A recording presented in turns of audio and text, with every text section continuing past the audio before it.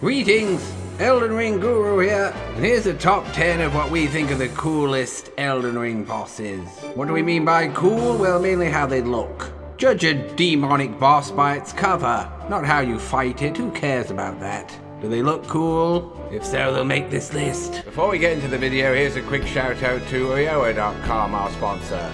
If you don't want to grind for items, runes, and you want armor real quick, then you can get it from these stalwart champions. And by using the code in the description, you can get 3% off. Remember, Guru. At number 10, ASTEL. Either ASTEL, I'm talking about, the natural born of the void, or the stars of darkness. It doesn't matter. They both look exactly the same. One's more powerful than the other, but we're not talking about that. We're judging it by its appearance.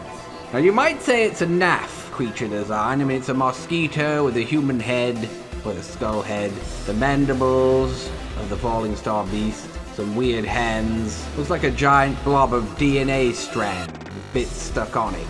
But that's the genius. Who'd have come up with this? What crazed mind put all these elements together? Maybe it was a last minute thing.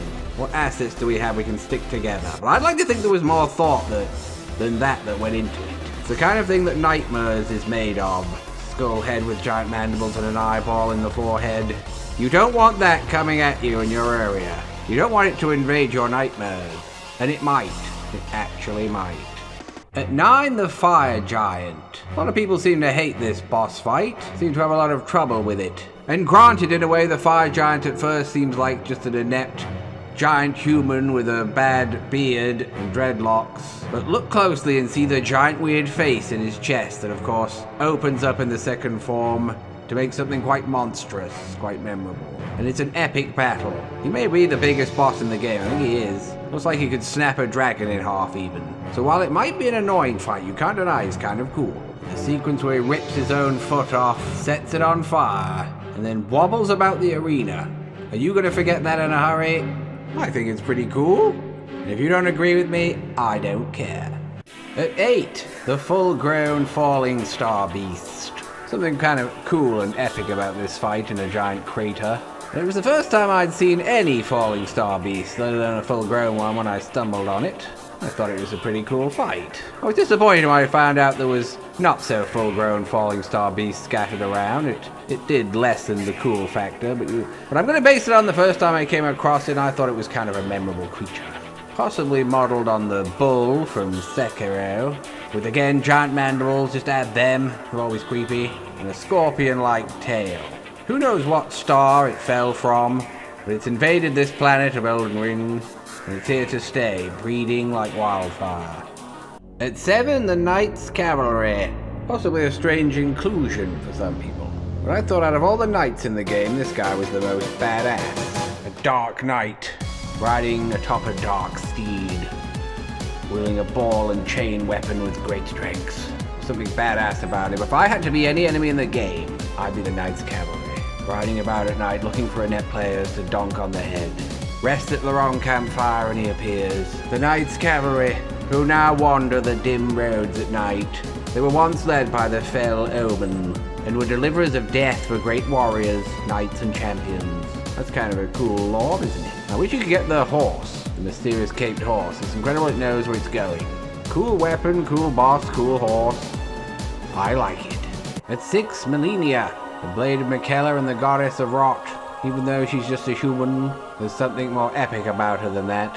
The golden armor, her weird long arms, her incredible combat ability. But she mainly comes into her own in the second form. And she rises like a butterfly in the chrysalis of pure energy, turning into the goddess of rot, winged avenger, naked, crazy bitch. And you're in trouble now. Unless you have the original patch, Hoarfrost Stomp, and then she's kind of nothing.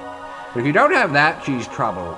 And you're probably too busy fighting for your life to embrace her great beauty, and to admire her magical wings, and her elegance with the sword itself. But you're missing out. Not a boss anyone's gonna forget in Elden Ring.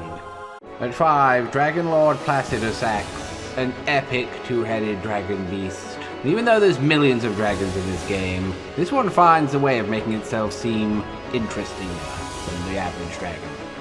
Maybe it's the two heads. Maybe it's his epic powers that he wields in combat. He controls magical lightning elements. You have to get summoned up into a strange tornado to find him. Definitely the strongest dragon in the game. The most terrifying. He can even teleport around. Who knows how long he's existed and what great secrets and stories he could tell us if we could reason with him. Where does he get his unsurpassed magic energy from to keep shooting lasers and teleporting around? Over the top beyond belief. Have they really bled all they can out of a dragon with him now? What else can they do with them? An annoying fight, but an epic one. At 4, GODRICK the Grafted.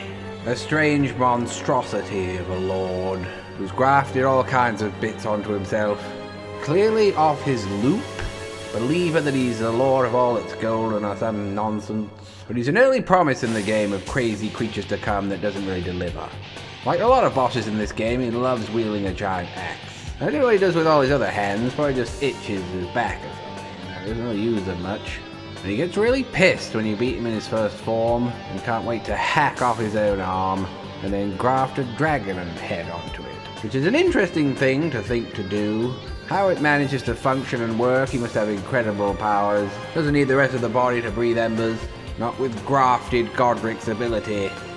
At 3, MALIKETH. Not so much the beast clergyman, the first form of MALIKETH. It's MALIKETH in a monk's robe or something. But when he reveals his true form, some kind of mega armored wolf warrior with a badass sword, we see he's actually pretty cool and a tough competitor. Can't tell if he's a wolf or a lion or what he is, but he's a beast. And wolf beast things are always cool, especially if they've got badass armor. Not much else to say really, just a cool wolf thing. You just look at him and know he's cool, don't you? At 2, LICHDRAGON FORTISSAX. Yes, as cool as PLACIDUSAX was, he's not as cool as FORTISSAX, his powerful brother or whatever he is, because of the dark electric energy. A dark dragon flickering with electrons and lightning powers and a dark energy. Fights in a cool arena. Just a bit of a spectacle when you first come across him. Plus he's younger than PLACIDUSAX. At least he looks like he is anyway. Looks in better shape. Looks more pissed, ready for a fight. And the electricity effects are just cool, aren't they? Except when you get hit by them. I wonder, is there anybody with a phobia of dragons, like spiders and stuff? If so, you're gonna hate FromSoft games. They love their dragons. And FORTISSAX might be the coolest one they've ever made. And at number 1, RYKARD, Lord of Blasphemy. In both his forms. A God-devouring serpent too. Again, not the most interesting fight, a bit of a gimmick fight with a magic sword, but a spectacular battle with a giant crazy serpent thing merged with a man. It's a shame you can't fight it with regular weapons, but you could, but it would be tough. Without that sword, maybe one of the hardest bosses in the game. Of course, he has 2 forms, like a lot of bosses in Elden Ring. He's got a ridiculous voice that almost ruins the whole thing. Hiding a sword in a serpent's mouth and revealing your true hideous face is a memorable moment in Elden Ring. And even though it's a gimmick fight, that sword is kind of cool, the serpent hunt thing. Probably the only time I had a fight and wanted it to actually die so I could see it again. So I had to give him the number 1 spot for that. What do you think of my top 10? Let me know in the comments below your favorites. While you're here, watch a rage playthrough with Hrothgar, who isn't the guru. That's not me playing there. I'm not crap. And have a laugh at somebody who sucks at this game. Farewell. You've got the sword of ice. I've got the sword of flame war. Dive!